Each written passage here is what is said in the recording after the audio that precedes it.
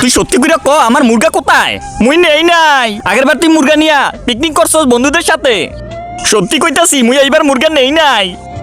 এই দেখ টিঙ্কু, মুরগা রেডি করে লই আইছি, চল খাওয়া শুরু করি। No, no, no. আজকে দেহি তোকে কেডা বাসায়। আন্টি আপনার পার্সেল আইছে। ওয়াও, আরে এটা দিয়ে আমাকে বন্ধু আমগাও বাসাইতে আইছে। তাড়াতাড়ি এটা দিয়ে খুললে হালা। আরে ওরা পলাই গেল কেমনে? ওই খারা খারা তোকে দড়ি আজকে বানামু। আরে ওরা কই পলাইলো?